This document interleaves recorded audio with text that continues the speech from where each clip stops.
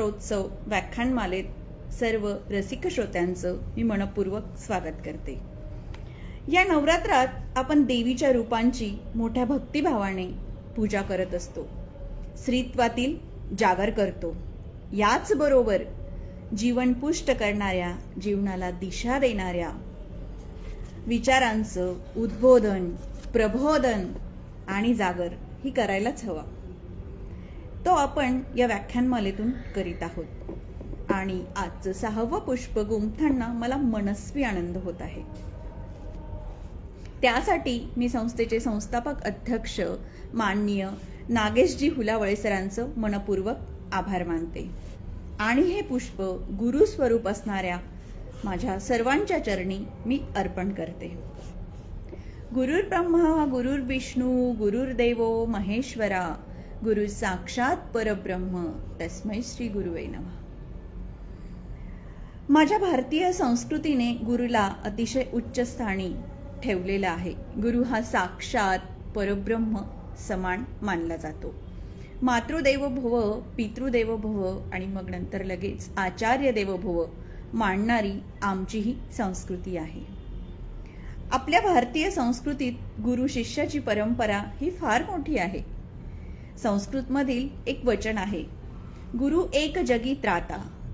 म्हणजे असं म्हटलं जातं की एक वेळेस हरी रुसला तरी चालेल, पण गुरु हा रुसता कामा नये, कारण गुरु आपल्याला त्या हरीकडे घेऊन जाणारा एक दुवा आहे। म्हणून गुरु आपल्या सदैव पाठीशी असतो। आता आपल्या जीवनामध्ये गुरुची आवश्यकता का असते? गुरु नसेल तर चालेल का? होईल का? तर नाही, गुरु आपल्या जीवनामध्ये आवश्यक असाच आहे। बघा ना, निर्जीव वस्तू जशी वर फेकण्यासाठी सजीव व्यक्तीचीच आवश्यकता असते, तसंच जीवनहीन आणि पशुतुल्य बनलेल्या मानवाला देवत्वाकडे घेऊन जायचं असेल तर त्यासाठी गुरुच एक माध्यम आहे। त्याचप्रमाणे आपलं मन हे चंचल असतं आणि मनाबद्दल बहिणाबाई म्हणतात की मन वढाय वढाय उभ्या पिकातल ढोर, किती हाकला हाकला पिरी हेत पिकावर। असं हे मन चंचल असतं। या चंचल मनाला काबूत करण्यासाठी म्हणजेच मन कधी कधी पशुतुल्य होत राहतं आणि या पशुतुल्य मनाला आपण जेव्हा वळण देण्याचं काम करतो, या मनाला एकसंध करण्याचं काम करतो, चंचल न होऊ देता त्याला एक स्थिर करण्याचं काम करतो, त्यावेळेस आपल्याला गुरुची आवश्यकता असते। म्हणजेच काय तर संयमाची प्रेरणा आपल्याला येथे गुरु देत असतो। त्यानंतर मार्ग दाखवण्यासाठी गुरु आपल्याला आवश्यक आहे। जीवनात आपण अनेक संकटांना तोंड देत असतो किंवा यावेळी मी काय करावं असा प्रश्न जेव्हा आपल्या डोळ्यासमोर येतो, तेव्हा उचित मार्ग आपल्याला फक्त गुरुच दाखवू शकतो। त्याचप्रमाणे पाठीवर हात ठेवण्यासाठी म्हणजे एक आधार म्हणून आणि तितकंच आधाराबरोबरच तू करू शकतोस, तू बनू शकतोस किंवा तू हे कर आणि ते करू नकोस असं सांगण्याची हिंमत फक्त एका गुरुमध्येच असते। आणि म्हणून आपल्या जीवनामध्ये गुरुचं स्थान हे खूप महत्वाचं आणि अनमोल असं आहे। आपली जीवनाची नौका जेव्हा सुरू होते ना, ती सुरू झाल्यानंतर ती योग्य किनाऱ्याला पोहोचण्यासाठी गुरु अत्यंत आवश्यक आहे। आपलं जीवनाचं शेवटचं स्टेशन जे असतं किंवा आपण त्याला म्हणतो की आपल्या जीवनाचं शेवटचं ध्येय काय असेल तर मोक्ष मिळवणं। या मोक्षापर्यंत आपल्याला कोण घेऊन जाऊ शकतं? तर फक्त एक गुरुच। गुरुशिवाय मोक्षापर्यंत आपल्याला कोणीच पोहोचू शकत नसतो। विनोबा भावेंनी मोक्षाची एक साधी सरळ सोपी व्याख्या सांगितली आहे, मोक्ष म्हणजे मोहाचे क्षण टाळणे। तर जीवनामध्ये असे अनेक क्षण मोहाचे असतात, ते कसे टाळावे, त्यावर नियंत्रण कसं मिळवावं जेणेकरून आपला अंतिम ध्येयाकडे म्हणजेच मोक्षाकडे जाण्याचा प्रवास हा सुखकर होईल, हे सांगण्यासाठी आणि यासाठी मार्ग जो दाखवतो तो फक्त गुरुच असतो। गुरुचं आपल्या जीवनातील स्थान एका दीपस्तंभाप्रमाणे असतं। म्हणजेच जेव्हा आपल्या जीवनामध्ये सगळीकडे अंधार पसरलेला असतो, तेव्हा कुठेतरी एक आशा आपली जिवंत असते, पल्लवित होत असते आणि ती आशा दाखवण्याचं काम हा गुरु करत असतो. आता नेमकं गुरु म्हणजे काय? गुरुची व्याख्या खरंच करता येईल का? पण नाही, आम्ही पामर गुरुची व्याख्या कशी करणार ना. गुरु हा काही शब्दात आणि एका व्याख्येत बसणारा नक्कीच नाही आहे. पण तरी सुद्धा काही शब्द असे असतात की त्या शब्दांमध्येच त्याचा व्यापक अर्थ हा सामावलेला असतो. आता गुरु शब्द बघितलं तर त्याच्यामध्येच त्याचा व्यापक अर्थ दडलेला आहे आणि हीच तर खरी शब्दांची किमया आहे. म्हणूनच संत तुकाराम म्हणतात शब्दांबद्दल की आम्हा घरी दण शब्दांचीच रत्ने, शब्दांची आमुच्या जीवाचे जीवन, तुका म्हणे पहा शब्दचीच हा देव. असा हा शब्दांचा महिमा आहे आणि हा महिमा गुरु या शब्दातून आपल्याला जाणवत असतो, तो दिसत असतो. आता बघा, गुरुदेव रानडे गुरुविषयी अगदी साधी सोपी आणि आपल्याला समजेल अशा शब्दात सांगतात, गुरु म्हणजेच ईश्वराचं गुप्त रूप जो दाखवतो तो गुरु. ईश्वराचं गुप्त रूप आपल्याला जो दाखवतो तो म्हणजे गुरु. इतकी सरळ आणि सगळ्यांना समजेल अशी व्याख्या आपल्याला गुरुदेव रानडेंनी सांगितलेली आहे. त्याचप्रमाणे गुरु म्हणजे जो लघु नाही आणि जो लघुला गुरु बनवण्याची क्षमता ज्याच्याकडे आहे तो म्हणजे गुरु. जो जीवनाला मनाच्या ताब्यात जाऊ देतो तो असतो लघु, परंतु मनाचा स्वामी जो असतो तो म्हणजे गुरु. मनाचा स्वामी हा गुरु असतो. खरं तर आपण बघितलं तर गुरु हा माणसाच्या जीवनाचा एक पेपरवेट आहे. म्हणजेच माणसाची जीवनाची पाने ही हलक्याशा वाऱ्याने कुठेही उडून जाऊ नयेत म्हणूनच पेपरवेट त्याचं काम हा गुरु करत असतो. आणि बऱ्याचदा आपण म्हणतो की आपल्याला जेव्हा अडचण येते तेव्हा गुरु आपल्याला मार्ग दाखवत असतो. मग त्याच्यावरून आपल्याला गुरुविषयी सांगता येईल की प्रश्नचिन्ह ज्या उद्गारवाचक चिन्हाजवळ येऊन थांबतं. बघा, प्रश्नचिन्ह ज्या उद्गारवाचक चिन्हाजवळ येऊन थांबतं ते उद्गारवाचक चिन्ह म्हणजे खरं तर गुरु असतो. आणि मला तर सर्वात सार्थ गुरुची एक व्याख्या आठवते, ती केलेली आहे रवींद्रनाथ टागोर यांनी. काय म्हणतात बरं ते गुरुबद्दल की भूतकाळाचा दुवा आणि भविष्यकाळाचा दिवा. भूतकाळाचा दुवा आणि भविष्यकाळाचा दिवा म्हणजे गुरु आहे. बघा, जेव्हा दोन पिढ्यांमध्ये आपल्याला अंतर कमी करायचं असतं ते कसं करावं. आता बऱ्याचदा कसं होतं, नाही ते त्यांच्या पिढीत असं होतं किंवा आमच्या पुढची पिढी आहे ती खूप ॲडव्हान्स्ड आहे त्यामुळे जुळवणं आम्हाला अशक्य होतं. परंतु हे जुळवून कसं घ्यायचं, यामध्ये दुवा कसं व्हायचं, हे दुवा बनण्याचं काम आपल्याला गुरु सांगत असतो आणि गुरु स्वतःहून ते करत असतो. जसं बघा ना, सोन्याच्या अंगठीमध्ये जेव्हा आपण हिरा घालतो तेव्हा त्या अंगठीची नजाकत ही वाढत असते. म्हणजेच दोन पिढ्यांना जोडण्याचं काम किंवा दोन्ही पिढ्यांमध्ये संबंध बांधण्याचं काम गुरु आपल्याला सांगत असतो. आणि भविष्यातील दिवा म्हणजे गुरु. भविष्य तुझं उज्ज्वल करायचं असेल तर ते भविष्यातील दिवा होण्याचं काम हा गुरु करत असतो. आणि म्हणूनच रवींद्रनाथ टागोरांची ही व्याख्या अतिशय सार्थ आहे की भूतकाळाचा दुवा आणि भविष्यकाळातील दिवा म्हणजे गुरु आहे. आपल्या जीवनात आपण जर बघितलं तर 4 आश्रम सांगितलेले आहेत. आता आश्रम म्हणजे नेमकं काय, तर विशिष्ट ऋण फेडण्यासाठी आवश्यक व योग्य अशी कर्तव्य कर्म पद्धती जी असते आणि जी पार पाडण्याकरिता ठरवलेली वयोवस्था किंवा जीवनातील एक टप्पा म्हणजे आपले हे आश्रम. तर ते 4 आश्रम आहेत. ते म्हणजे पहिला आश्रम आहे तो ब्रह्मचर्य आश्रम, दुसरा आहे गृहस्थाचार्याश्रम, तिसरा वानप्रस्थाश्रम आणि चौथा संन्यास आश्रम.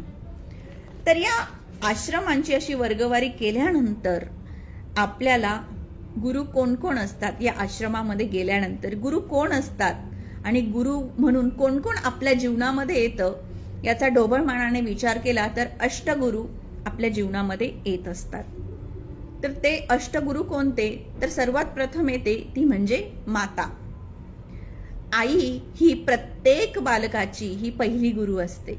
मग ते चालण्यापासून, बोलण्यापासून आणि खाण्यापासून सगळं शिकवण्याचं काम ही माताच करत असते. बघा ना, आई मुलाला चालायला शिकवते. मग ती आई अशिक्षित असो, सुशिक्षित असो, गरीब असो, श्रीमंत असो, आई आईच असते. आणि ती बालकाची गुरु होते की नुसतं त्याचा हात जरी धरला त्याला चालायला शिकवताना, तर पाव पाव पाव असं जरी म्हटलं तरी तो मुलगा आणि हळूच त्याचा हात सोडून देते आणि मुलगा चालू लागतो. म्हणजेच आई सुद्धा दिशा देण्याचं काम हे लहानपणापासून मुलाला करत असते. त्यानंतर वडील येतात. माता पिता हे प्रत्येकाच्या जीवनातले पहिले गुरु आहेत. ते आपल्याला लहानाचं मोठं करतात आणि अगदी छोट्या छोट्या गोष्टी कशा करायच्या ते आपल्याला ते त्यांच्या आचरणातून किंवा प्रत्यक्ष कृती करून आपल्याला ते सांगत असतात. त्यानंतर माणसाच्या आयुष्यात दुसरा गुरु येतो, तो म्हणजे त्याचं कुटुंब. आता बघितलं तर सगळीकडे एकल कुटुंब पद्धती आहे, विभक्त कुटुंब पद्धती आहे, पण तरी सुद्धा काही नाती ही जन्माने चिकटलेली असतात आणि या नात्यांनी कुटुंब बनतं. तर कुटुंब सुद्धा आपला गुरु असतो. मग ती आजी आजोबा, काका काकू, मामा मामी, आत्या मामा हे सगळे आपल्याला शिकवत असतात, नकळत त्यांच्या कृतीतून, त्यांच्या संस्कारातून. कारण कुटुंबाकडूनच आपल्याला संस्कार, परंपरा हे वारसा हक्काने मिळालेलं असतं. त्यामुळे त्यांचं योगदान आपल्या जीवनामध्ये खूप मोठं आहे आणि ते सुद्धा आपल्या जीवनामध्ये गुरुची भूमिकाही बजावत असतात. त्यानंतर पुढचा गुरु येतो, तो म्हणजे शिक्षक. शाळेत जायला लागतो त्यावेळेस शिक्षकच आपला गुरु असतो. शिक्षक खरं तर आज बघितलं तर विद्यार्थी केंद्रित शिक्षण प्रणाली आहे. त्यामुळे शिक्षक आपल्याला फक्त माहिती देतो, तो फक्त आपल्याला एक दिशा दाखवण्याचं काम, सूचना करण्याचं काम हा शिक्षक करत असतो. परंतु आचार्य, त्याची पुढची पायरी जी येते ती आचार्य. आचार्य म्हणजे नेमकं काय आहे, म्हणजे जो बोलतो तसा वागतो. आणि म्हणून आपले संत म्हणतात की बोले तैसा चाले त्याची वंदावी पाऊले. असे काही आचार्य असतात जे सांगतात तेच आचरण ते स्वतः करत असतात आणि तेच खरे गुरु आपल्या जीवनामध्ये, किशोर अवस्थेमध्ये आपल्या जीवनाला योग्य वळण देण्याचं काम करीत असतात. त्यानंतर पुढचं बघितलं तर सोशल मीडियाची भूमिका सुद्धा आपल्या जीवनामध्ये आता गुरुची भूमिका बजावत आहे. कसं बरं, तर सोशल मीडिया, आपण टीव्हीवर अनेक मालिका बघतो, चित्रपट बघतो, त्यामध्ये ते आपल्याला मार्गदर्शन करीत असतात. एखादा चित्रपट असेल, एखादी मालिका असेल किंवा एखादा कार्यक्रम असेल, तो आपल्या जीवनावर नकळतपणे परिणाम करून जात असतो आणि आपल्याला काहीतरी तो धडा देऊन जात असतो. त्याचप्रमाणे आपण बघितलं की आता सोशल नेटवर्किंग जाळं खूप वाढलेलं आहे. अनेक सोशल मीडिया आपल्यासमोर आलेले आहेत. त्यातलं आपल्या हातात असलेलं व्हॉट्सअप, फेसबुक. बघा ना, कधी कधी आपल्या जीवनात अशी एखादी घटना घडते आणि आपण व्हॉट्सअप स्क्रोल करायला लागतो. त्यावेळेस एखादा मेसेज असा असतो ज्याचा परिणाम आपली घडलेली घटना असते तिच्याशी सुसंगत असतो आणि तो मेसेज आपल्या जीवनावर त्या क्षणी परिणाम करून जात असतो. म्हणजेच आज फुकट सल्ले देणारा जरी म्हटलं तरी हरकत नाही, तर आपला मोबाईल आपल्याला सोशल नेटवर्किंगद्वारे अनेक सल्ले, सूचना, उदाहरणं देण्याचं काम करत असतो आणि तो सुद्धा एका गुरुच्या भूमिकेमध्ये सध्या आहे. त्यानंतर गुरुची भूमिका बजावतात ते म्हणजे आपले वाङ्मय. म्हणूनच आपल्या संस्कृतीने ग्रंथ हेच गुरु असं म्हटलेलं आहे. तर ते का म्हटलं आहे, कारण ज्ञानेश्वरी घ्या, रामायण, महाभारत किंवा अनेक महान लेखकांनी लिहिलेली पुस्तकं आपलं जीवन परिवर्तन घडवून आणत असतात. जर आपल्याला खूप सारे मित्र नसतील तर पुस्तकच आपले चांगले मित्र होतात आणि आपलं जीवन योग्य मार्गावर आणण्याचं काम करत असतात. आपण बऱ्याच व्यक्तींचं जेव्हा चरित्र वाचतो त्यावेळेस एखादं चरित्र असं असतं की ते चरित्र वाचल्याने आपल्या जीवनाला एक वेगळी कलाटणी मिळत असते आणि म्हणूनच वाङ्मय आपल्या जीवनामध्ये गुरुची भूमिकाही बजावत असतात. त्यानंतर एक वक्ता सुद्धा एक गुरुच आहे. आज खूप चांगल्या वक्त्यांची भाषण आपण घरबसल्या ऐकू शकतो किंवा एखाद्या ठिकाणी जाऊन त्यांना आपण ऐकतो. एखाद्याचं भाषण इतकं प्रभावी होतं की त्यामुळे आपली जीवनाची दशा आणि दिशा दोन्ही बदलून जात असतं. म्हणजेच वक्ता आपल्या जीवनावर खूप परिणाम करत असतो. परिणामकारक करण्याचं काम हा वक्ता करत असतो. त्याचं एखादं वाक्य म्हणा, ते सुद्धा खूप मोठा परिणाम करत असतो. असे जे अनेक महान पुरुष होऊन गेले, त्यांच्या जीवनावर सुद्धा वक्त्यांनी खूप परिणाम केलेला आहे, की त्यांचं बोलणं ऐकून त्यांचं जीवन बदललेलं आहे. अशी अनेक उदाहरणं आपल्यासमोर आहेत. त्यामुळे वक्ता सुद्धा आपल्या जीवनामध्ये गुरुची भूमिका बजावत असतो. त्यानंतर येतं संत महात्मे. संत महात्मे ऋषी हे तर आपले खरे गुरु आहेत, आपल्या संस्कृतीचे आधारस्तंभ आहेत. त्यांनी केलेले संस्कार, त्यांनी दाखवलेला जीवनाचा मार्ग आज आपल्यासाठी गुरु म्हणून भूमिका बजावत आहे. अनेक वर्षानुवर्ष त्यांचं काम हे चालू आहे मार्गदर्शन करण्याचं. त्यामुळे संत महात्मे, मग ते ज्ञानेश्वरांसारखे संत घ्या, अनेक महात्मा होऊन गेलेत, अनेक नेते होऊन गेलेत, ते सुद्धा आपल्या जीवनामध्ये गुरुची भूमिका बजावत असतात. आणि त्यानंतर एक 8वा गुरु येतो, तो म्हणजे ब्राह्मण. आता तुम्ही म्हणाल ब्राह्मण म्हणजे एक वेगळी कुळ किंवा जात नाही, तर ब्राह्मण म्हणजे कोण? ज्याला ब्रह्माचं ज्ञान आहे, भगवंताचे विचार ज्याच्या कृतीतनं आपल्याला दिसत असतात, असा हा ब्राह्मण सुद्धा एक आपल्यासाठी गुरुच आहे. कारण त्याचे विचारच आपल्याला भगवंतापर्यंत घेऊन जाण्याचं काम करीत असतात. आता माझ्या मते तरी आपला सगळ्यात मोठा गुरु कोण असेल तर तो म्हणजे समाज. जेव्हा आपण 4 भिंतीतलं शिक्षण संपवून समाजामध्ये वावरायला लागतो, जसे जसे अनुभव आपल्याला येत राहतात, म्हणजे समाजात घडणाऱ्या घटना आपल्यावर खूप प्रभाव करत असतात आणि ते अनुभव आपल्या गाठीशी येतात आणि त्यामुळे आपण खूप काही शिकत असतो. पण शेवटी अनुभव कसे आले आणि आपल्या विचार प्रणालीवर ते गोष्टी अवलंबून आहेत. कारण आपले विचार आपण सकारात्मक घेतो की नकारात्मक घेतो यावर खूप काही अवलंबून असतं. समाजात घडणारी घटना किंवा आपल्याला समाजातून मिळालेले अनुभव जर त्याला आपण योग्य वळण दिलं, सकारात्मकतेकडे नेले, तर ते सुद्धा आपल्या जीवनामध्ये गुरुची खूप मोठी भूमिकाही बजावत असतात. साधारणपणे हे 8 गुरु म्हणजे आपल्या जीवनामध्ये अष्टगुरु येतात आणि आपल्याला जीवनाचा अष्टांग मार्ग सांगून जात असतात. आता आपल्याला गुरु नेमकं काय देत असतो हा प्रश्न आपण मनाला विचारला तर बरंच काही देतो, त्याची गंतीच नसते. गुरु आपल्याला सरळ साधा प्रश्न जर आपण विचारला कुणाला की गुरु तुम्हाला काय देतो, तर पहिलं उत्तर असतं गुरु तुम्हाला ज्ञान देतो, प्रकाश देतो. आता ज्ञान देतो म्हणजे नेमकं काय करतो? ज्ञान देणं आणि माहिती देणं यामध्ये आपण नेहमी गल्लत करत असतो. बरेच जे असतात ते फक्त माहिती देण्याचं काम करत असतात. आता माहिती तर आपल्याला सोशल मीडियाद्वारे एका क्लिकमध्ये मिळत असते, परंतु खरं ज्ञान या शब्दात सुद्धा खूप मोठा अर्थ आहे बघा. ज्ञान म्हणजे जाणणे, जाणीव करून देणे. जाणीव करून देण्याचं काम हा गुरु करत असतो. म्हणूनच आपण म्हणतो की गुरु आपल्याला ज्ञान देतो आणि प्रकाश देतो. प्रकाश देतो म्हणजे आपल्या जीवनामध्ये अनेक संकट येतात, आपल्या डोळ्यासमोर अंधार असतो, म्हणजे आपल्याला जेव्हा कुठलाच मार्ग दिसत नाही त्यावेळेस दीपस्तंभ बनून प्रकाश देण्याचं काम हा गुरु करत असतो. गुरु काय करतो मेन माहिती आहे का?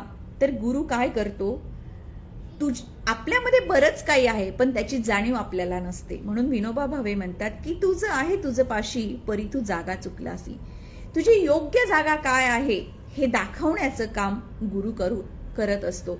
बऱ्याचदा आपल्यामध्ये ते गट्स असतात, आपल्यात ते टॅलेंट असतं, हिडन टॅलेंट असतं, किंवा आपल्यामध्ये ती शक्ती असते जी आपण दबवून ठेवलेली असते किंवा आपल्याला तिचा पत्ताच नसतो.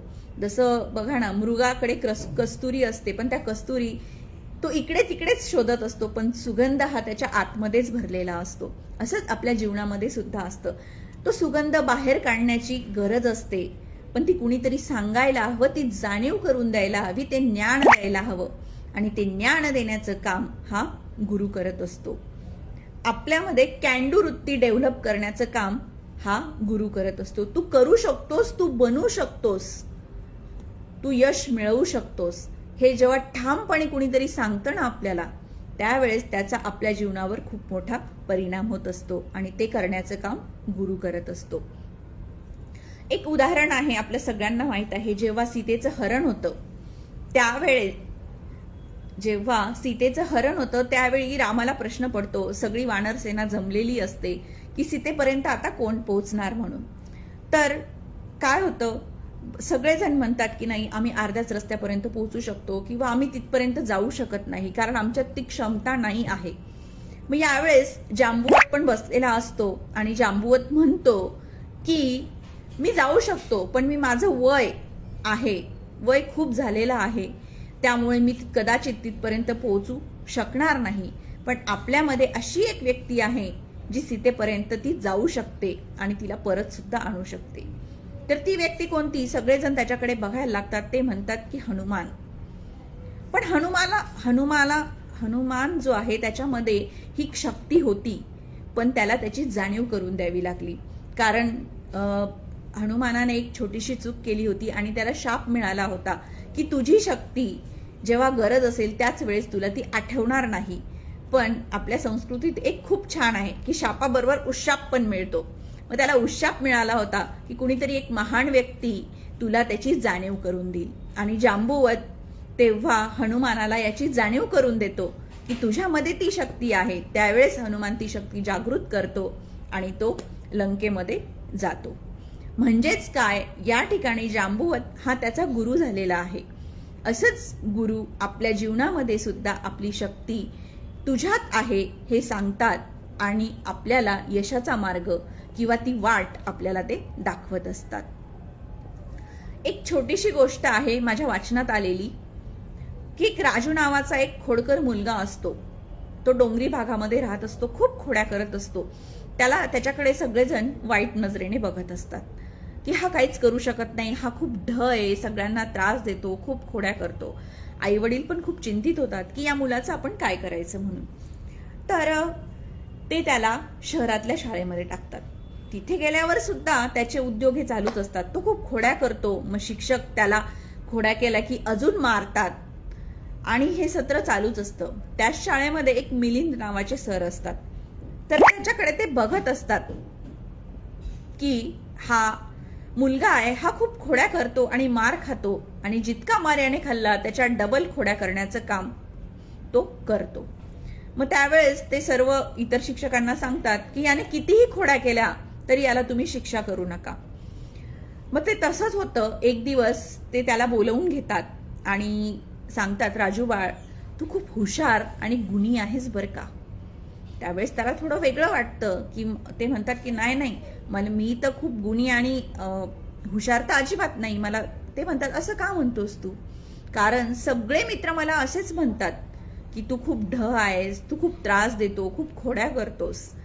मग त्यावेळेस मिलिंद सर निघून जातात.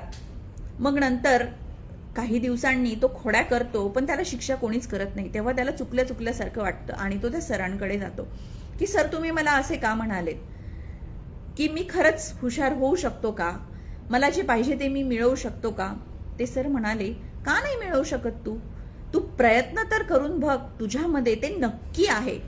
आणि मग त्या दिवसापासनं तो अभ्यास करायला लागतो आणि दुसऱ्या दिवशी उठून अभ्यास करतो. असे दिवस जातात. त्यानंतर तो पुन्हा त्या सरांकडे येतो की सर, मी आता माझं एक ध्येय ठरवलंय की मला डॉक्टर व्हायचं आहे. ते म्हणतात की वा, किती छान, तू नक्कीच डॉक्टर होशील तुझ्या प्रयत्नांनी.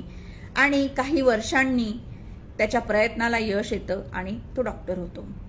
हॉस्पिटलमध्ये अशी एक केस येते की ते जे पेशंट असतं त्याचा डॉक्टरांवर विश्वासच नसतो आणि त्यांचं एक मोठं इमर्जन्सी ऑपरेशन करायचं असतं, पण ते कोणाकडनंच करून घ्यायला तयार नसतात.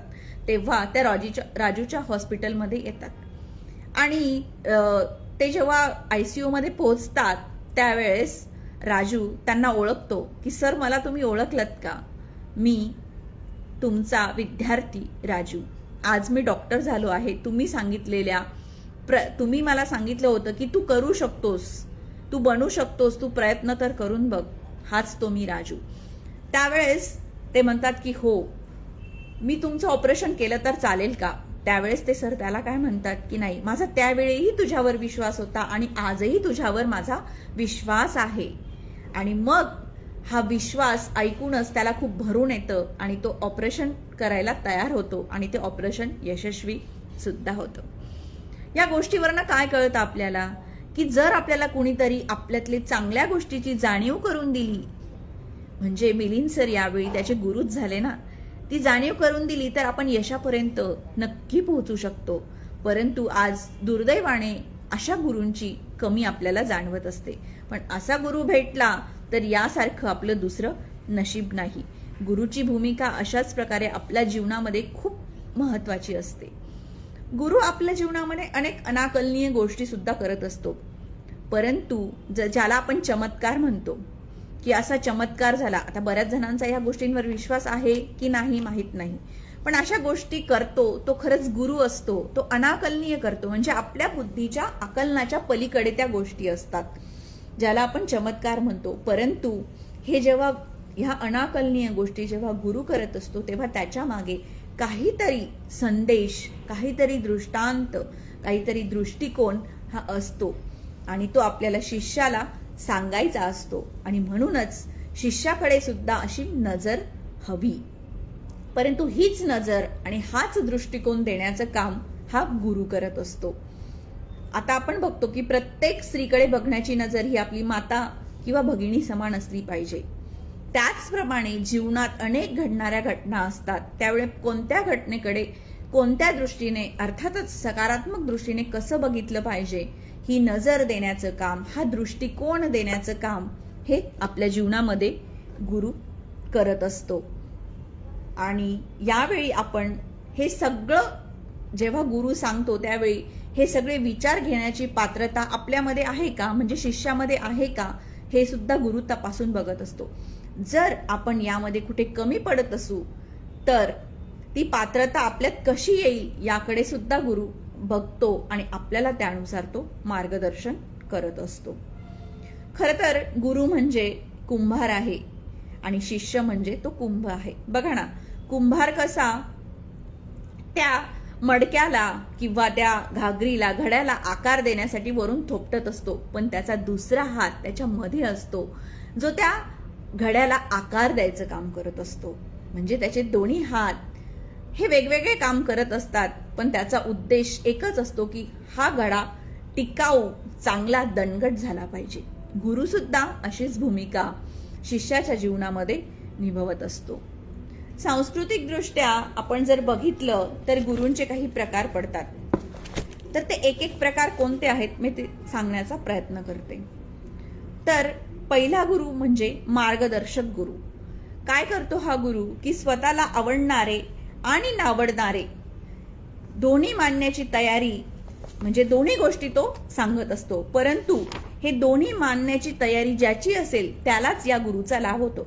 बघा, आपल्या जीवनामध्ये कसं होतं, अनेक जण आपल्याला काही आपले काय म्हणतात त्याला, आपले चांगले लोक असतात जे आपल्याला सल्ला देत असतात, परंतु आपल्याला त्याचे सल्ले पटत नसतात आणि आपण ते ऐकत नसतो किंवा त्याकडे दुर्लक्ष करतो. मग सल्ला देणारी किंवा एखादी मार्गदर्शन करणारी व्यक्ती काय म्हणते की नाही, याला सांगून काही फायदा नाही, हा काय ऐकत नाही. मग पुढच्या वेळेस ते सांगण्याचं, आपल्याला चांगल्या गोष्टी सांगण्याचं सोडून देतात.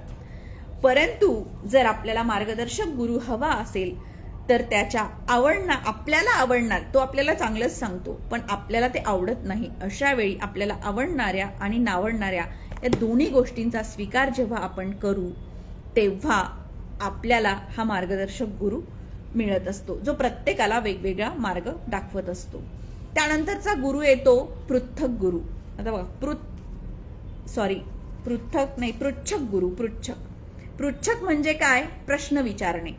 जनरली कसं असतं, शिष्य गुरुला प्रश्न विचारतो, पण या केसमध्ये गुरुच शिष्याला प्रश्न विचारतो आणि त्याच प्रश्नाची उत्तरं म्हणजे त्या दिशेने नेण्याचं काम हा गुरु करत असतो. तो असतो पृच्छक गुरु. म्हणजे त्याचे प्रश्न हे शिष्याच्या भल्यासाठीच असतात आणि त्यावेळी तो त्यावर मार्गदर्शन करण्याचं काम हा गुरु करत असतो.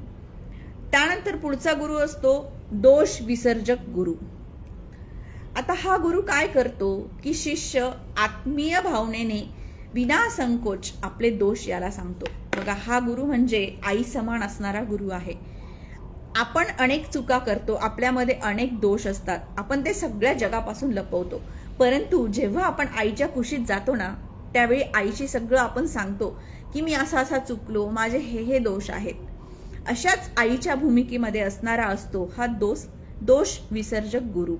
म्हणजे शिष्य या गुरुजवळ आपले दोष प्रामाणिकपणे सांगतो, याची कबुली देतो. मग त्याच वेळी चिखलात पडलेला या शिष्याला कमळ बनवण्याचं काम हा दोष विसर्जक गुरु करत असतो.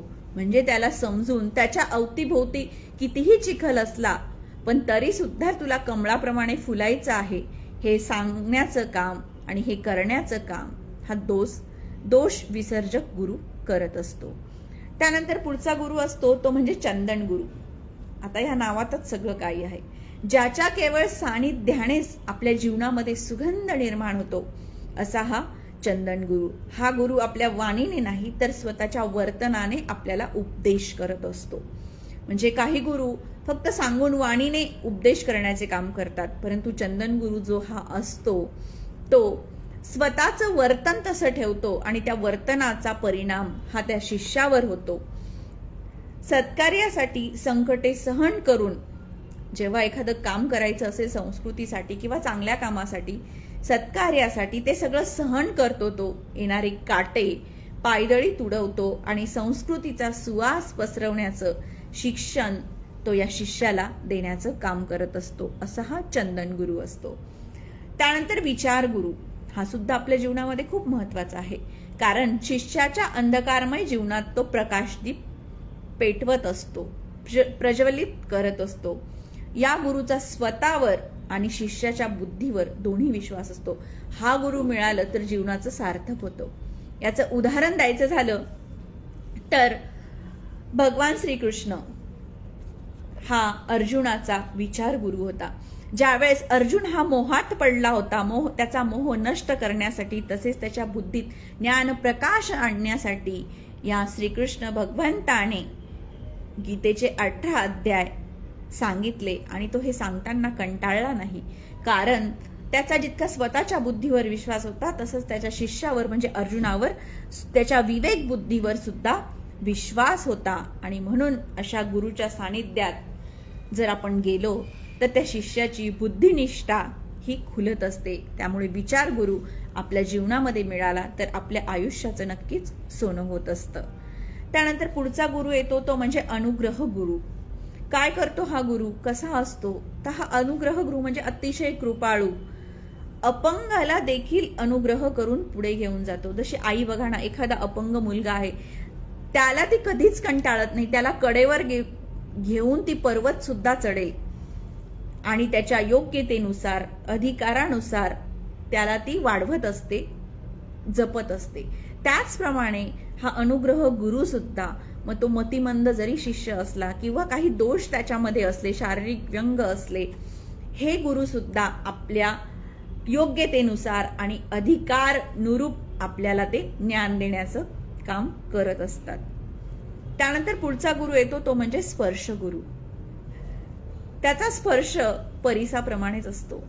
आपलं आयुष्य हे लोखंडासारखं असतं आणि परीस बनून ते आपल्याला स्पर्श करतात आणि त्याच्या स्पर्शानेच आपल्या आयुष्याचं सोनं होत असतं. असे हे परीस गुरु आपल्या जीवनामध्ये सुद्धा असतात. त्यानंतर पुढचा गुरु येतो तो म्हणजे वात्सल्य गुरु. ज्याच्या जीवनामध्ये खूप वात्सल्य आहे, माया आहे, ज्या गुरुच्या सहवासाने सर्व शक्तींचा संचार होत नसला तरी सुद्धा शिष्याला अशा गुरुची उष्मा आवश्यक असते. कारण माणूस फक्त भाकरीवर जगतो असं नाही, तर त्याचं भाव जीवन फुलवणारी, त्याला भावना प्रेमाने जवळ घेणारा असा कुणीतरी गुरु हवा असतो. आणि वात्सल्य गुरु त्याचं भाव जीवन फुलवण्याचं काम करत असतो. आणि त्याला आपण म्हणतो ना, भावनिक विकास, जेव्हा बऱ्याच जणांचा बौद्धिक विकास होतो, मानसिक विकास होतो, पण भावनिक विकास होत नाही. त्यामुळे आज अनेक घटना, अनेक वाईट घटना, आत्महत्यासारख्या घटना घडतात. तर यावेळेस त्याच्या मागे काय असतं, कसली कमी असते, ती म्हणजे भावनेचा उष्माच त्या व्यक्तींना मिळत नाही किंवा अशा व्यक्ती, असे गुरु त्यांच्या आयुष्यात नसतात. म्हणूनच वात्सल्य गुरुचं स्थान आपल्या जीवनामध्ये तितकंच महत्वाचं आहे. आणि हा गुरु प्रत्येकाचं, त्याच्या शिष्याचं भावजीवन फुलवण्याचं काम, त्याला प्रेमळ असा सहवास देण्याचं काम करीत असतो. त्यानंतर येतो कुर्म म्हणजे कासव. तर काय करत असतो हा गुरु, त्याची गुरुची कृपा दृष्टी आपल्यावर पडली तरी सुद्धा शिष्याच्या विकासाला ती कारणीभूत ठरत असते. बघा ना कसं, कासव फक्त प्रेमळ नजरेने आपल्या पिलाकडे बघत असतो आणि त्या पिलाचं संवर्धन करत असतो, म्हणजे त्याची वाढ तशी होत असते. तर कुर्मगुरू सुद्धा त्याची मधुर दृष्टी शिष्याच्या जीवनामध्ये असली, त्याची म्हणजे गुरुची प्रेम तेजस्विता त्याच्या जीवनामध्ये असली की शिष्याची जी ज्ञानाची पातळी असते किंवा त्याला जे हवं असतं, मग ते प्रेम असो, शक्ती असो, तेजस्विता असो, या तिन्ही गुण कुर्मगुरू शिष्याच्या जीवनामध्ये आणण्याचं काम करत असतात. त्यानंतर पुढचा गुरु येतो तो चंद्रगुरू. चंद्रगुरू काय करत असेल आपल्याला लगेच आपल्या डोळ्यासमोर येतो की चंद्र आपल्यापासून हजारो किलोमीटर दूर आहे, पण तरी सुद्धा त्याची शीतलता आपल्याला हवीशी वाटत असते. चंद्र एक असं ऐकण्यात आलं आहे की चंद्र जरी दूर असला तरी सुद्धा चंद्रकांत मनाला तो पाझर फोडू शकतो. म्हणजे चंद्रगुरू स्वतःच्या प्रभावाने दूर असलेल्या शिष्याच्या जीवनातही परिवर्तन घडवून आणू शकतो आणि त्याची छाया ही चंद्रासारखीच शीतल असते. त्यानंतर पुढचा गुरु असतो तोही अतिशय महत्वाचा आहे असं वाटतं, तो म्हणजे दर्पण गुरु. दर्पण म्हणजे आरसा. आपल्याला माहितीच आहे की आरसा आपण जनरली बघतो की आपल्याला काही तयार व्हायचं असलं की आरशासमोर जातो, कारण आपला आरसा आपला पहिला गुरु असतो की मी कसा दिसतो. तर आपल्याला तो एक्सटर्नली दाखवतो की मी कसा दिसतो. परंतु दर्पण गुरु काय सांगतो की तुम्ही आत्मनिरीक्षण करायला हवं, आत्मपरीक्षण करायला हवं. स्वतःची ओळख तुझी काय आहे हे करून देण्याचं काम, याची जाणीव करून देण्याचं काम हा दर्पण गुरु करत असतो. जेव्हा आपण आपल्या जीवनामध्ये यश मिळवत असतो आणि प्रगतीच्या शिखरावर ज्यावेळी पोहोचतो, त्यावेळेस आपली नजर ही स्वतःला मिळवता येते का, किंवा माझी एखादी जवळची व्यक्ती आहे तिच्याशी मी नजरेला नजर देऊन बोलू शकतो का. ज्या वेळेस हा आत्मविश्वास स्वतःमध्ये येतो, किंवा आपण जे यश मिळवलं आहे ते कुठल्या मार्गाने मिळवलेलं आहे, ते चांगल्या मार्गाने मिळवलं असेल तर आपली सगळ्यांशी आपण नजरानजर करू शकतो, स्वतःवर विश्वास ठेवू शकतो. आणि ज्यावेळी आपण ही गोष्ट घडते आपल्या जीवनामध्ये, त्यावेळेस ते मिळालेलं यश हे प्रभूचा प्रसाद असतो. त्यामुळेच दर्पण गुरु सांगतो की तुम्ही आत्मनिरीक्षण करा, आत्मपरीक्षण करा, त्यावेळेसच तुम्हाला स्वची ओळख होईल. आणि स्वची ओळख करून देण्याचं काम हा आत्मपरीक्षण करा हे सांगणारा दर्पण गुरु असतो. आणि त्यानंतरचा एक गुरु असतो तो म्हणजे क्रौंच गुरु. क्रौंच पक्षी आपल्या सगळ्यांना माहिती असेल की क्रौंच ही जी मादी असते ही 6 महिने दूर राहून स्वतःचं जे अंड असतं त्याचं पोषण ती करीत असते. म्हणजे गुरु आपल्या जवळच हवा असं नाही, तर गुरु आपल्यापासून लांब असेल, आपल्या स्मरणात असेल, आपल्या स्मरणात असणारे गुरु सुद्धा आपलं कल्याण करू शकतात. तसा हा गुरु देखील दूर असलेल्या परोक्ष शिष्याचं स्मरण करून त्याच्या विकासात सहाय्यभूत बनू शकतो. असे हे गुरुचे आपल्या जीवनामध्ये वेगवेगळे प्रकार असतात. आपल्या जीवनामध्ये सर्वच गुरु येतील असे नाही, कारण त्यासाठी शिष्य सुद्धा तसा असावा लागतो. आता शिष्य कसा असला पाहिजे की मी सुरुवातीला सांगितलं की आपल्या भारतीय संस्कृतीला गुरु शिष्याची फार मोठी परंपरा आहे. जितका गुरु महान होता, किंबहुना त्यापेक्षा शिष्य सुद्धा तितकाच महान होता. आणि म्हणूनच ही गुरु शिष्यांची जोडी आजही आपण अभिमानाने सांगत असतो. त्यांच्याकडे बघण्याचा दृष्टिकोन आपला हा देवापेक्षा कमी नक्कीच नसतो. अशा गुरु शिष्याच्या जोड्या सांगायचं म्हटलं तर कृष्ण आणि सुदामा यांचे गुरु सांदीपनी ऋषी होते. त्यानंतर राम लक्ष्मणाचे गुरु जे होते ते म्हणजे विश्वामित्र. त्यानंतर जनक राजांचे गुरु होते याज्ञवल्क्य ऋषी. अर्जुनाचे गुरु, पांडवांचे गुरु द्रोणाचार्य, कच याचे गुरु शुक्राचार्य. त्यानंतर कर्ण याचे गुरु परशुराम. ह्या गुरु शिष्यांच्या जोड्या आजही आपल्या ध्यानात आहेत आणि त्या आदर्श घेण्यासारखे, आदर्श सांगण्यासारखं त्यांचं जीवन होतं. त्यांनी तसं शिष्यत्व पत्करलं होतं. शिष्य किंवा आपला भक्त जर लायक असेल तर भगवंत सुद्धा त्याला भेटायला येत असतो. असं नाही की भक्ताची किंवा शिष्याचीच एक इच्छा असते की मला देव भेटला पाहिजे किंवा मला हा गुरु भेटला पाहिजे, तर नाही. आपलं शिष्यत्व असं असलं पाहिजे की देवाला किंवा त्या गुरुला सुद्धा आपल्याला भेटण्याचा मोह हा झाला पाहिजे. त्यावेळेस आपलं खरं ते शिष्यत्व हे कारणी येत असतं. आणि आपली संस्कृती एक सांगत असते की आपण जेव्हा 3 ठिकाणी जातो त्यावेळेस खाली हात कधीच जायचं नसतं. एक म्हणजे भगवंताच्या दारामध्ये, दुसरं म्हणजे लहान मुलाला आपण जेव्हा भेटायला जातो त्यावेळेस, आणि तिसरं म्हणजे गुरुच्या दारी. म्हणजेच काही ना काही गुरुदक्षिणा आपण ही दिली पाहिजे आपल्या जीवनामध्ये येणाऱ्या गुरुसाठी. मग ती गुरुदक्षिणा काहीही असो. बघा ना, ही गुरुदक्षिणा देण्यासाठी भक्त जेव्हा आतुर होतो आणि मागेल ते देण्याची तयारी जेव्हा ठेवतो, तो गुरु सुद्धा त्याच्या या भक्तीने, या शिष्यत्वाने भारावून जात असतो. आणि मग गुरुला फार मोठं काही अपेक्षित असतं असं नाही, तर तुम्ही साधं एक गुलाबाचं फूल जरी दिलं त्यावेळेस तो स्वीकारत असतो. याचं एक उदाहरण बघा ना, कसे शिष्य होते की गुरुने जे मागितलं ते त्यांनी दिलं. द्रोणाचार्यांची गोष्ट आपल्याला माहिती असेल की द्रोणाचार्यांची परिस्थिती आधी खूप गरिबीची होती आणि ध्रुपद राजा आणि द्रोणाचार्य हे दोन्ही एकाच गुरुकडे शिकत होते. त्यावेळेस द्रोणाचार्य हे हुशार होते, पण ध्रुपद हा गर्भश्रीमंत होता. त्यावेळेस ते त्याला म्हटले होते की तुला जीवनात कधीही माझी गरज पडली तरी ये. त्यावेळेस द्रोणाचार्य आपल्या मुलाला दूध मिळावं म्हणून ते एक गाय मागण्यासाठी जातात. त्यावेळेस द्रुपदला खूप गर्व झालेला असतो त्याच्या संपत्तीचा, ते त्याला नाकारतात. आणि त्यावेळेस तो शपथ घेतो की नाही, तुझा हा माज आहे, जो माज आहे किंवा तू आज मला जे नाकारलं आहेस, वचन मोडलं आहेस, ते तुला एक ना एक दिवस नक्कीच मी भोगायला लावेल. आणि मग जेव्हा पांडवांचं गुरुत्व जेव्हा द्रोणाचार्य पत्करतात आणि त्यानंतर गुरुदक्षिणा म्हणून ते अर्जुनाला सांगतात की मला द्रुपदाचं संपूर्ण राज्य मला हवं आहे.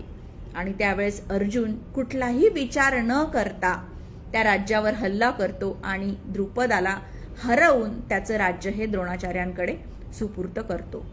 त्यानंतर दुसरं उदाहरण म्हणजे आपल्याला माहिती एकलव्याचं. एकलव्याने फक्त द्रोणाचार्यांचा पुतळाच बनवला होता आणि धनुर्विद्या शिकली होती त्याने, पण त्यावेळेस सुद्धा द्रोणाचार्यांनी त्याचा फक्त म्हणता येणार नाही तर अंगठा मागितला. त्यावेळेस एकलव्याने कुठलाही विचार न करता आपला अंगठा गुरुदक्षिणा म्हणून त्या द्रोणाचार्यांना देऊन टाकला.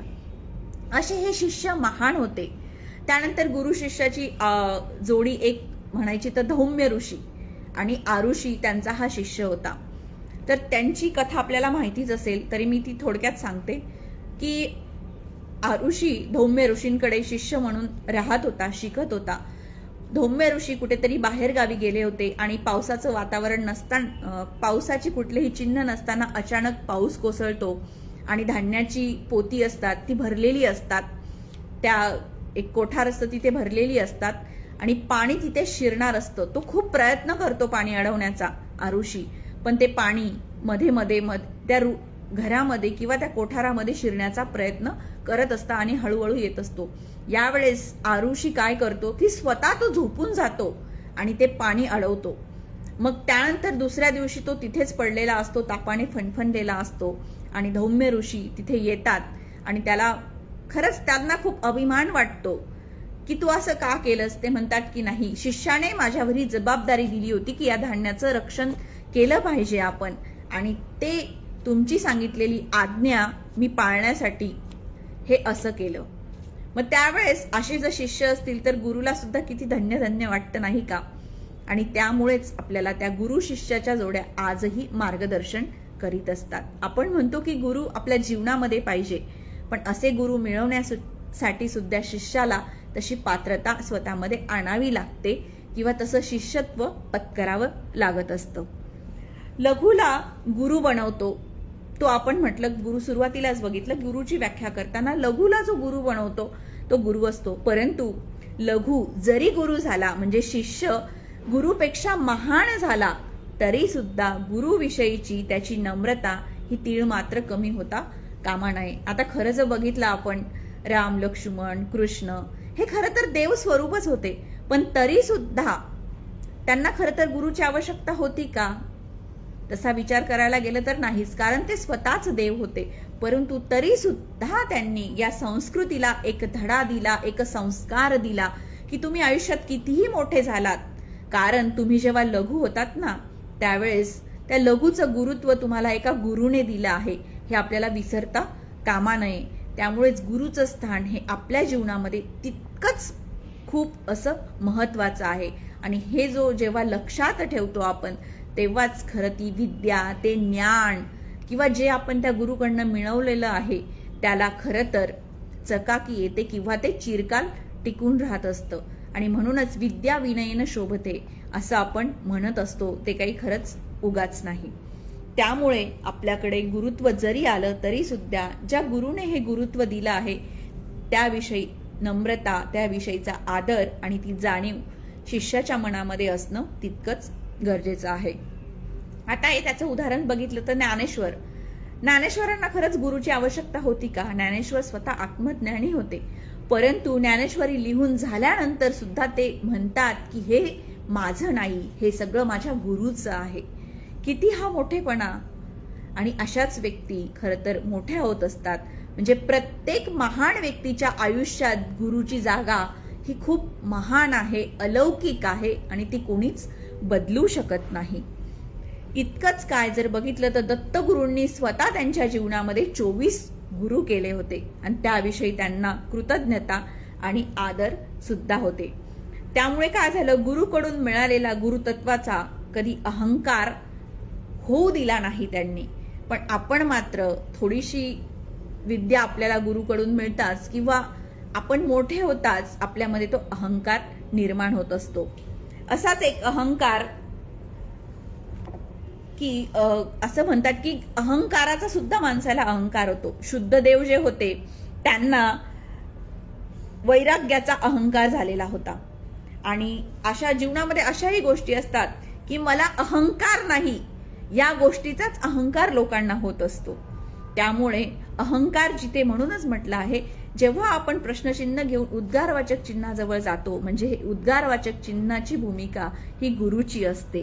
म्हणजे आपली नम्रता, आपण तिथे लीन होत असतो, आपण नम्र होत असतो, त्यावेळेसच आपल्याला असे गुरु प्राप्त होत असतात.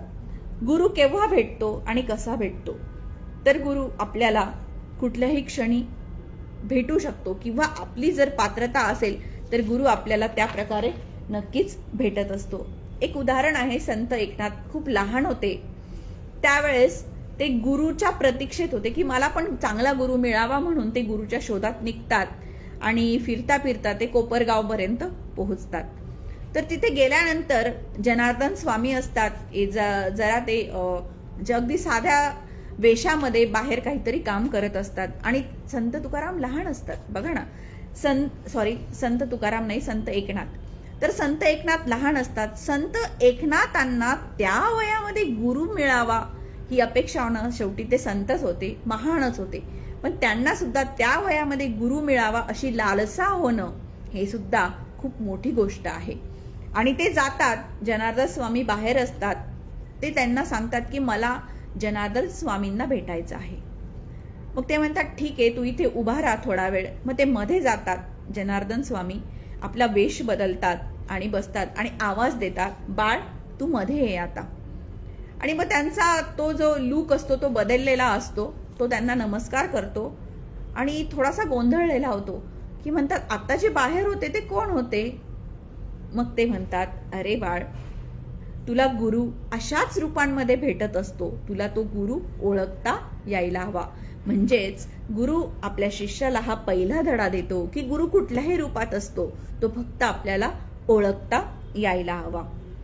दुसरी एक छोटीशी कथा आहे की एक शिष्य असतो, तर त्याच्या गुरुकडनं त्याला अपेक्षा असते की नाही, त्याने ऐकलेलं असतं गुरुच आपल्याला देवाकडे घेऊन जात असतो की तोच आपल्याला देव भेटवत असतो. मग त्यावेळेस तो शिष्य त्यांना म्हणतो की गुरु, मला ना देव भेटा, मला ईश्वराला पाहण्याची खूप इच्छा आहे, तर तुम्ही मला दाखवा. मग ते गुरु म्हणतात ठीक आहे, मी तुला दाखवतो. तर मग ते त्याला नदीमध्ये घेऊन जातात. तो नदीमध्ये स्नान करतात आणि गुरु काय करतात, थोडा वेळ त्याचं पूर्ण डोकं हे नदीमध्ये खाली घेतात, म्हणजे त्याला पूर्ण बुडवतात. त्यावेळेस त्याला काही सुचत नाही शिष्याला. त्याला एकच वाटतो की त्यावेळी त्याला एकच गोष्ट दिसते की माझा जीव वाचला पाहिजे, आणि ते त्याला खूप कासावीस होऊ देतात आणि मग सोडतात. त्यावेळेस त्याला त्या गुरूंचा खूप राग येतो आणि मग ते म्हणतात, गुरु तुम्ही असं का केलं? ते म्हणतात की मी का केलं हे मी तुला सांगतोच, पण तू मला आधी एका प्रश्नाचं उत्तर दे की ज्या वेळेस मी तुला पूर्ण बुडवलं होतं त्यावेळेस तुझ्या मनामध्ये काय विचार होता किंवा तुझी काय इच्छा होती. त्यावेळी तो शिष्य सांगतो की मला फक्त माझा जीव वाचला पाहिजे, मला श्वास घ्यायची खूप इच्छा होत होती, मोकळा श्वास मी कधी घेईल, कारण मला खूप गुदमरल्यासारखं आणि अस्वस्थ वाटत होतं. मग गुरु म्हणतात हेच तुझ्या प्रश्नाचं उत्तर आहे. तुझी जेव्हा अशी तीव्र इच्छा होईल, तुला ज्या वेळेस खरं वाटेल की नाही मला आता देव भेटलाच पाहिजे, अशी तीव्रता तुझ्यामध्ये जेव्हा जाणीव होईल, त्याच वेळेस तुला ईश्वराचं दर्शन होईल. आणि यासाठी तुला तसं शिष्यत्व पत्करावं लागेल. आणि त्याच वेळी तुला मग त्यावेळेस माझी सुद्धा तुला गरज राहणार नाही. यावेळेस तुला ईश्वर हा नक्की भेटेल. म्हणजेच काय, जर आपण एखादं गुरु आपल्याला कधी भेटतो, आपण देहाने प्रेरित होतो, म्हणजे ते देह आपल्यामध्ये निर्माण होतं, त्याच वेळी आपल्याला गुरु हा भेटत असतो. आणि जेव्हा आपण आपल्या देहाचं पूजन करतो त्याच वेळी ते गुरुचं पूजन करण्यासारखंच आहे. अज्ञानाचा आपण बघितलं, गुरु आपल्या जीवनामध्ये कोणकोणत्या भूमिका निभवत असतं, कशा प्रकारचे गुरु येऊन आपल्या जीवनामध्ये कोणती भूमिका निभवत असतात. तर खरं तर अज्ञानाचा अंधकार निवरण्यासाठी ज्ञानाची ज्योत पेटवणारा हा गुरु, जीवन विकासाची कामना राखणारा शिष्य यांचा संबंध हा अलौकिक असतो. आणि म्हणूनच म्हटलं आहे की अज्ञानतिमिराधस्य ज्ञानार्जन शलाकया चक्षुरुन्मीलित येन तस्मै श्री गुरुवे नमः. असा हा गुरु आपल्या जीवनामध्ये परिसाची भूमिका निभावतो, मार्गदर्शकाची भूमिका निभावतो, दर्पणाची भूमिका निभावतो. खऱ्या अर्थाने आपल्याला सर्वस्व देण्याचं काम जर आपल्या जीवनामधून जर गुरु वजा केला तर आपण शून्य असू. कारण माणूस जरी आपण माणूस असलो तरी आपल्याला एक गोष्ट वेगळी आहे, ती म्हणजे मन. आणि या मनाला काबूत करायचं असेल, मनाचा स्वामी व्हायचं असेल तर आपल्या जीवनामध्ये गुरुची खूप मोठी आवश्यकता आहे. आणि गुरु आपल्याला वेगवेगळ्या मार्गांनी भेटत असतात, पण तसं आपण त्यांचं शिष्यत्व जर आपण पत्करलं तर आपल्या जीवनाचं नक्की सोनं सुद्धा होत असतं. आणि म्हणूनच गुरुची श्रेष्ठता सांगताना संत कबीर म्हणतात की गुरु गोविंद दोहू खडे काके लागू पाय. गुरु गोविंद दोहू खडे काके लागू पाय, बलिहारी गुरु आपकी गोविंद दियो बतायो. म्हणजेच कबीरांच्या या दोह्यामध्ये गुरूंची श्रेष्ठता स्पष्ट रीतीने त्यांनी सांगितलं आहे की गोविंदाला दाखवणारे गुरु ही गोविंदाहून श्रेष्ठ आहेत. कारण की त्यांच्याशिवाय आपण गोविंदाचा महिमा कसा जाणू शकणार नाही का. परंतु अशी एक स्थिती येईल की जेव्हा गुरु आणि गोविंदात खऱ्या शिष्याला भेदच जाणवणार नाही. म्हणजे गुरु आणि देव हे दोन्ही जेव्हा एक समान होतात, पण तरीही कबीरांच्या दोह्यामध्ये एक माधुर्य सामोला येते. म्हणतात की कबीर म्हणतात, गुरु आणि गोविंद दोघांमध्ये कुणाच्या पाया पडू हे कोडे माझ्या मनामध्ये जेव्हा उभे राहील तेव्हा मी गुरुदेवांचं मोठेपण हे की त्यांनी मला गोविंद दाखवला. त्यामुळेच म्हटलं आहे की एक वेळेस आपण हरीला विसरलो तरी चालेल, पण गुरुला विसरता कामा नये. कारण हरीपर्यंत नेण्याचं काम हा गुरु करत असतो. ज्यावेळेस दोघे आपल्या समोर येतील त्यावेळेस नमस्कार करायची वेळ येईल, त्याच वेळी आपण पहिला नमस्कार हा आपल्या गुरुला केला पाहिजे. कारण त्याच्याकडे पोहोचवण्याचा मार्ग, हा पथ, हा दीपस्तंभ गुरुच आहे. त्यामुळेच गुरुला आपण तो पहिला नमस्कार केला पाहिजे. असा हा गुरु आपल्या जीवनामध्ये अनेक रूपांनी येत असतो. आपण गुरुचे वेगवेगळे प्रकार बघितले तर ह्या गुरु जेव्हा आपल्या जीवनामध्ये येतो तेव्हा आपल्या जीवनाला एक अर्थ प्राप्त होतो आणि आपल्याला आपल्या अंतिम ध्येयापर्यंत नेण्याचं काम हे गुरु करत असतो. जीवनात कोणालाही गुरु करा, कितीही गुरु करा, पण गुरुशी तुम्ही प्रामाणिक राहा, नम्र राहा, लीन राहा, तुम्हाला अपेक्षित फळ हे नक्की मिळत असतं. आणि म्हणूनच गुरु एक दीपस्तंभ आहे आपल्या जीवनातला, असं इथे मला सांगावंसं वाटतं. गुरुचा महिमा खरं तर खूप मोठा आहे आणि त्याच्यावर बोलणं खरंच इतकं सोपंही नाही आहे. कारण प्रत्येकाचा अनुभव, प्रत्येकाचे विचार आणि प्रत्येकाला मिळालेला गुरु हा वेगवेगळ्या प्रकारचा असतो, पण गुरुचं ध्येय मात्र एकच असतं की आपल्याला शिष्य ज्या नौकेमध्ये बसला आहे ती नौका त्याची तीराला लागली पाहिजे, आणि ती तीरा लागल्यावर गुरुलाही तितकंच धन्य वाटत असतं आणि शिष्य ही तितकाच आनंदी आणि यशस्वी होत असतो. आज मला इथे गुरुविषयी बोलण्याची संधी मिळाली. आपण सगळेजण रसिक येथे आलात आणि माझेही विचार ऐकून घेतले. खरं तर जे जे चांगलं होतं तेथे आजपर्यंत मला जे जे गुरु भेटले त्यांच्या चरणी मी अर्पण करते, अतिशय ललीनपणे अर्पण करते, आणि जे काही उणीव राहिली असेल, जे चुकलं असेल ते मी माझं स्वतःचं समजते आणि इथे माझ्या शब्दांना विराम देते आणि पुनश्च एकदा वर्ल्ड विजन संस्थेचे हुलवळे सरांचे मनपूर्वक आभार मानते. धन्यवाद. सगळ्यांना नवरात्रीच्या खूप खूप शुभेच्छा. शुभरात्री.